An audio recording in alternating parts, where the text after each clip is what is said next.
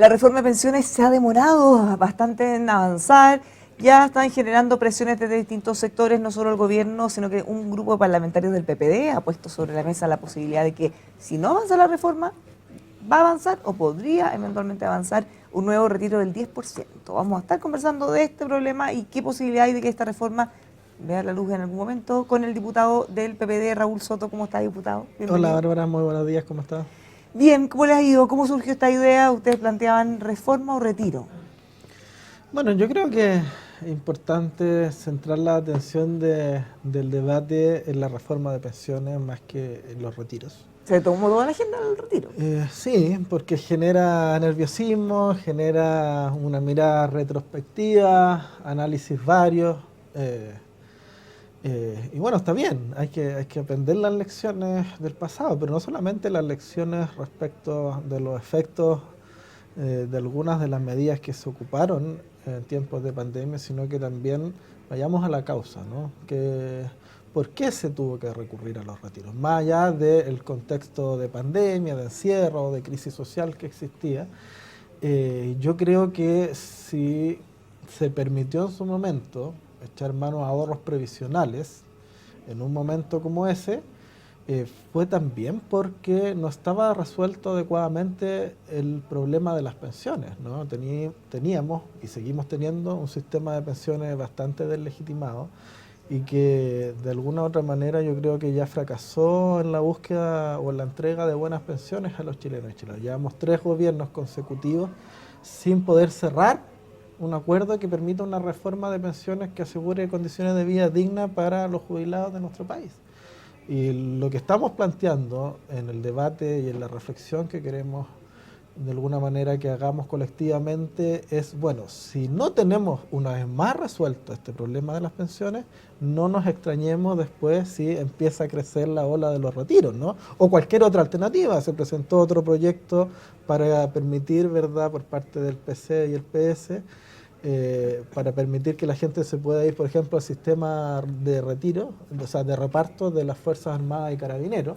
Es decir, va a empezar la creatividad, van a haber distintas alternativas y el sistema político sigue mirando para el techo, atrincherado ideológicamente y sin avanzar en un debate de pensiones que está congelado y que yo creo que al menos desde la perspectiva técnica está resuelto hace harto Ya, pero rato, cuando usted ¿no? dice el sistema político, usted es parte y todos los que propusieron ese proyecto también son parte, entonces en el fondo al no poder ponerse de acuerdo van a empezar a ponerse creativos con proyectos como ese del Partido Comunista, que es un proyecto que no debería tener ni una viabilidad, los parlamentarios no tienen iniciativa en materia de seguridad social, no pueden proponer ese proyecto, más allá de que lo hayan hecho igual. A ver, sí, es cierto, somos parte del sistema político, Usted tiene que votar y ponerse de acuerdo. pero eso no nos inhibe a hacer un llamado de atención y de alerta, porque la inercia es tal que yo creo que estamos bajo el riesgo de volver a fracasar. Y yo creo, Bárbara, que esta es la prueba de fuego del sistema político, lo hemos conversado en otras oportunidades. Si no tenemos reforma de pensiones, donde el mundo político pueda en una cosa decirle a los chilenos, oiga, nos pusimos de acuerdo para solucionar este problema que tenemos arrastrándose hace muchos años, yo creo que el sistema político fracasa completo y se desmorona. Yo creo que entramos en una lógica de sistema político fallido, donde cualquier cosa va a ser discutible y permisible, ¿ya? Y por lo tanto ese es el llamado a atención, esa es la alerta que nosotros estamos instalando. Y en el fondo, si quiere dar vuelta al argumento, estamos diciendo también, mire, si resolvemos el problema de las pensiones, ya con un acuerdo transversal que permita construir un nuevo sistema mixto, que sea razonable, que tenga capitalización individual, que tenga algo de solidaridad, que mejore las actuales y las futuras pensiones, y damos una señal transversal en esa dirección, yo le aseguro que van a haber muy pocos incentivos y muy poco interés en avanzar en otro tipo de debate. ¿Y en qué están topando? Porque llevan mucho tiempo, han pasado muchas comisiones, llevamos años en esta discusión y no pareciera que se acercan tanto las posturas. No, yo más creo allá que de un punto más, un punto menos, pero... Yo creo que hemos retrocedido y bastante. Y eso tiene que ver con el contexto polarizado de la política en Chile y en el mundo, ¿no? O sea, en el gobierno de Piñera estábamos discutiendo 3 y 3 respecto del 6% adicional, hoy día estamos en 6-0, ¿no?, por parte de la oposición. Por lo tanto, las posturas son mucho más... Y también más 6-0 por parte del rígidas. oficialismo en un inicio. Claro, pero hoy día estamos disponibles a un 4-2, a un 3-3, eso hay que irlo viendo. Yo no comparto la tesis del senador Lagos Weber de 5-1, creo que es una postura... Cinco individual y uno sí, solidaridad. es una postura demasiado entreguista con la oposición y con el actual modelo, que es un mal punto de partida para la negociación y la conversación. ¿Y si no tienen los votos? ¿Ah? Si no tienen los por votos, eso hay que construirlo, pero hoy día la palabra la tiene la oposición. Y este emplazamiento que nosotros hacemos al sistema político es transversal, pero yo creo que especialmente a la oposición, que hoy día ha sido la más inflexible en sus posturas y que tiene el sartén por el mango, porque tiene los votos que se requieren para hacer viable cualquier reforma.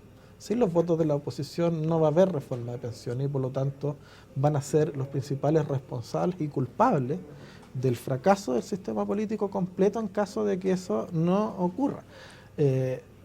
Entonces los llamo de nuevo a flexibilizar posiciones, a tratar de buscar una fórmula intermedia que sea razonable y a entender que lo que está proponiendo el gobierno no es algo descabellado. O sea, no estamos hablando de pasar de un sistema de capitalización individual a uno 100% de reparto.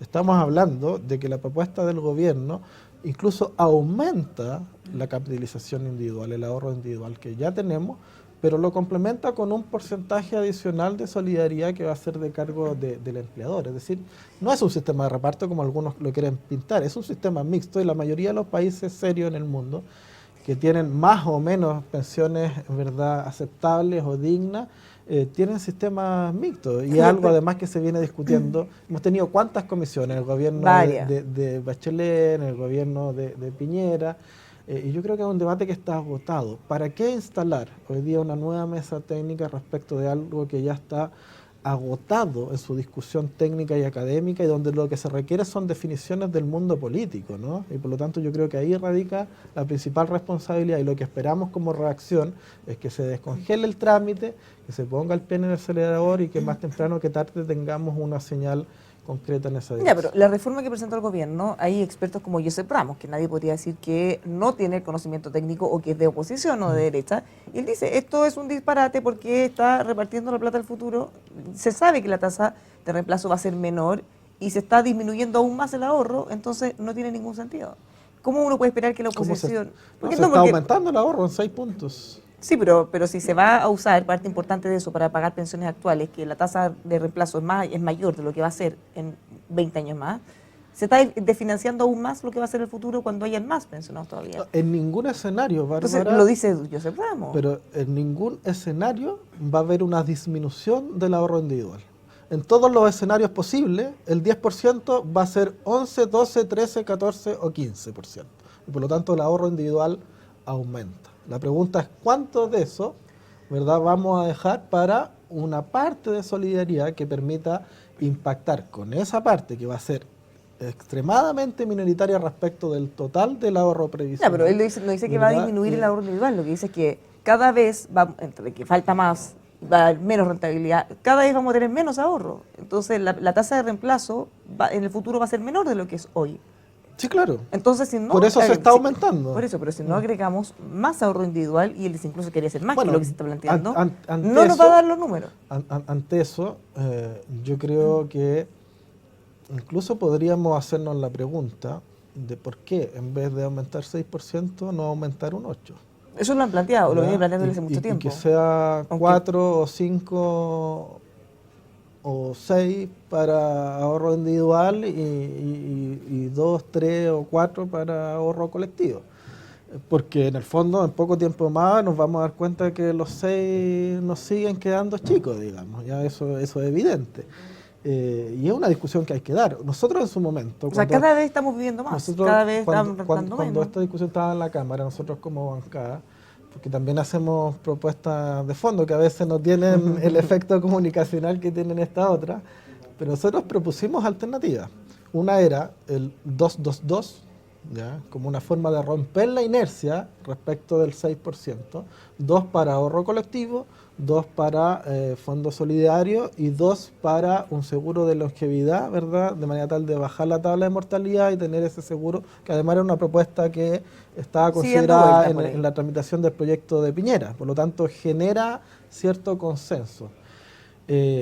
No se logró, se incorporó el tema de la rebaja de la tabla de mortalidad en un compromiso del gobierno, en su momento con nuestra bancada, pero no hacía el seguro de longevidad. Y otra alternativa era aumentar a 8%, ¿verdad? De manera tal de tener una parte importante de aumento del ahorro individual y una parte también relevante que permita tener un impacto en los actuales pensionados, porque la pregunta que tenemos que hacer, ¿no?, es cómo solucionamos el problema ahora de los actuales pensionados y también de los futuros, pero el ahorro individual soluciona el problema futuro y no el actual. Pero ahí está PGU, es lo que dicen de la oposición. Claro, pero la pregunta es entonces, Bárbara, si tenemos una posibilidad de aumentar la PGU, que mejora las pensiones actuales, es cierto, y tenemos otra herramienta, que es el fondo solidario, el ahorro colectivo, ¿no?, el seguro social, como queramos llamarlo, que también contribuye a el aumento de las actuales pensiones. ¿Por qué no complementarlas? Porque eso es en desmedro de la futura. No, pero ¿por qué? Pero, de nuevo, las futuras van a tener un porcentaje importante de ahorro individual que se va a aumentar.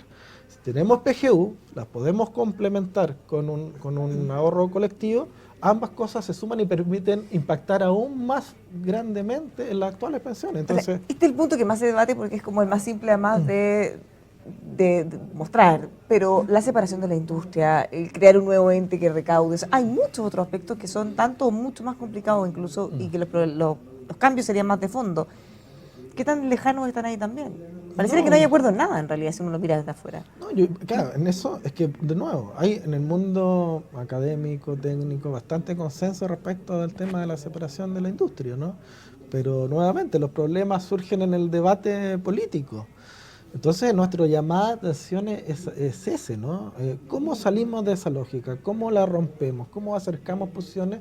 Además en un año electoral, donde las posiciones van a estar cada vez más atrincheradas, cada uno de los sectores hablándole a su electorado, y va a ser muy difícil acercar posiciones. Entonces, había ruido en su partido, había mucha molestia. Francisco Vidal, uno de ellos, porque ¿a quién le preguntaron antes de plantear esta a postura? Francisco Vidal de partida no hay que preguntarle nada, si no es dirigente del partido, es presidente de un canal público, por lo tanto yo creo que lo prudente es que sea también responsable, no dice que le pregunten a él, digamos, de la contingencia. No que le pregunten a él, pero hay una directiva, hay un presidente de partido, hay un comité, o sea, hay instancias en donde los partidos toman sus definiciones. Sí, claro. Ahora, esto no es una definición política. La bancada no tiene una definición respecto de. No, pero plantear reforma o retiro sí es una postura.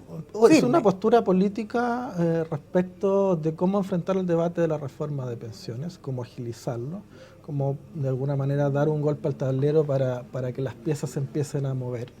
Y creo que el presidente de la República entendió el mensaje.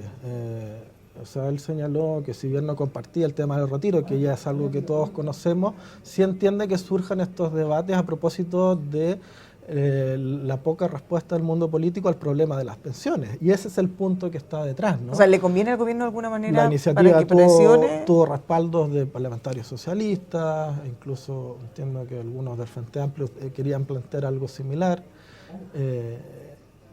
y nosotros al parecer nos adelantamos. Es decir, es un debate que va a venir si es que no resolvemos esto otro. Obviamente que nosotros estamos disponibles a conversar en las instancias partidarias que correspondan, así lo vamos a hacer.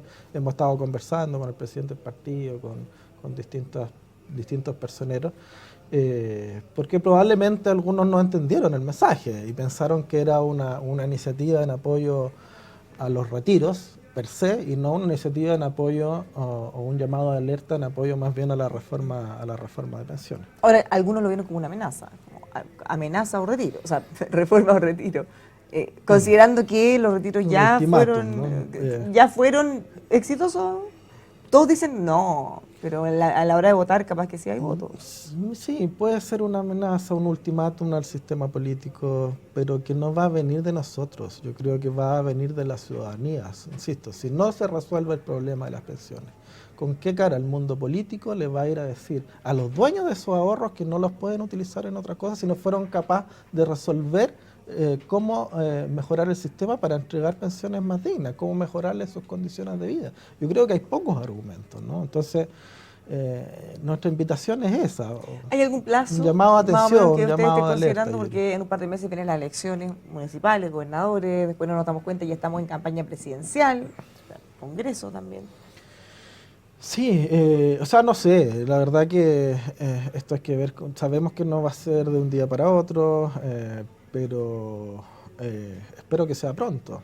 Al menos la señal del acuerdo, ¿no? Sin más allá de lo concreto o de resultados, lo que queremos es que se dé una señal de un acuerdo transversal y que eso sea pronto, digamos, que tenga los respaldos más amplios posibles para asegurar los votos y también la legitimidad ciudadana que permita que los chilenos se queden tranquilos de que el mundo político, después de 3 gobiernos, ¿verdad?, se va a poner de acuerdo y va a resolver el problema de las pensiones. Si no, bueno, se abre un abanico de posibilidades muy creativas que va a ser muy difícil de tener. En un año electoral venimos saliendo además de primarias, vamos a enfrentar las municipales en octubre, el próximo año parlamentarias. ¿Qué le parecieron las primarias? ¿Cree que se puede sacar algo ahí o ver más o menos una tendencia a lo que se viene en octubre? Yo creo que, bueno, primero una baja participación, y ahí hay que hacer, por cierto, un llamado de atención al CERVEL, por cierto, también ver qué pasó desde el gobierno, desde la perspectiva de qué se pudo haber hecho mejor para la difusión de la participación que se requería, ojalá hubiese sido mayor en estas primarias. Pero también un llamado de atención nuevamente al sistema político, al sistema partidario chileno que hoy día no está representando adecuadamente, ¿verdad?, el sentir de los ciudadanos de nuestro país, no está movilizando, no está motivando la movilización de los ciudadanos en actos electorales tan importantes como estos, ¿no? ¿Y respecto al PPD? Y eso es sintomático. Al PPD le fue bien, logramos triunfo en 10 primarias de 20, creo que el porcentaje más alto de todo el oficialismo en términos de un buen resultado respecto de la cantidad de primarias en las cuales se participó. Por lo tanto, hay un buen resultado del PPD y muy bueno de parte del socialismo democrático. Se ha instalado... Uno ve los análisis y al contrario, dicen, pareciera ser que Convergencia Social, el Partido Comunista, se no, pero veamos, Democrática. Hay una... Todos hacen los análisis, es que por todos eso ganaron. Se ha instalado una falsa apariencia de un triunfo del Frente Amplio, pero el socialismo democrático sacó más del 50% de los votos del oficialismo. Si usted le suma la democracia cristiana, casi el 70%. Claro, pero la democracia cristiana, nosotros le decíamos, le fue súper mal porque solo ganaron 3 de 19. Sí, claro. Y ellos dicen, no, nos fue súper bien porque tuvimos muchos más votos que el PPD, por ejemplo. Claro. Es que usted lo puede medir de cada uno puede buscar un formas, indicador para ser el ganador. Pero al final lo que pesan son los votos, ¿no? O cuántos ganaron también puede ser. Ahora, porque al final, ¿qué sacamos con que alguien tenga más votos? El alcalde va a ser otro. Lo que sí hay que conceder es que el Frente Amplio logró buenos resultados en ciudades grandes y relevantes. Y por eso probablemente concentraron mayor atención. Visibilidad, claro. Pero mire, yo tengo aquí los datos para que seamos precisos. El socialismo democrático obtuvo 85.000 votos. ¿Ya? El 50,46%. Pero ¿y eso en cargos, en primarias ganadas? Sí. No necesariamente... No, igual es harto. Tuvo buenos resultados el socialismo democrático. El Partido Comunista, 19.000 votos, 11%. El Frente Amplio, 25.000 votos, 15%. Es decir, si usted suma el Partido Comunista y el Frente Amplio, lograron juntos 27%. Y el socialismo democrático sin la S, 50,5%. Es decir, que el socialismo democrático está doblando a lo que fue en su momento Apruebo Dignidad. O sea, usted dice, más En allá términos de voto. Claro, de o sea, voto, más allá ¿ya? de, Y si se del- suma del la de resultado ser, ahora, si uno pensara o proyectara Claro. eso para las próximas elecciones como peso de fuerza, usted dice, es para estar optimista. no sé si optimista, pero digamos, el socialismo democrático está vivo en los territorios, en las comunas. Yo diría que sobre todo en las comunas más chicas, en las zonas rurales, en las regiones, y probablemente donde tiene que ir a recuperar el espacio que ha perdido y que ha cedido al Frente Amplio es en las grandes ciudades, en las capitales regionales, en las zonas urbanas, metropolitanas, ¿no? Yo creo que allí está el principal desafío, y para hacerlo creo yo que hay que construir un proyecto político diferenciador respecto de lo que es el Frente Amplio y el Partido Comunista. Si nos seguimos, ¿verdad?, diluyendo en esa parte de la izquierda, se abandona el sentido común ciudadano para que se requiere para construir mayoría, ¿no? Y yo creo que hoy día hay una parte de la población, alrededor de un 25%, que votó por el presidente Boric en la segunda vuelta, que hoy día no está tan en sintonía con lo que está haciendo el gobierno y el oficialismo, y que tampoco el socialismo democrático está yendo a recuperar esa confianza, ¿no?, a representar a ese electorado. Y por lo tanto yo creo que hay que hacerlo con mucha más decisión, y para eso se requiere personalidad, identidad, diferenciación, también colaboración. Si no se trata de enfrentarnos y pelear, sino que se trata de representar cosas distintas que el día de mañana se puedan también complementar. Hartos desafíos pendientes, diputado. Muchas gracias por conversar Muchas con gracias, nosotros. Los dejamos invitados a que sigan aquí con nosotros informándose en emol.com.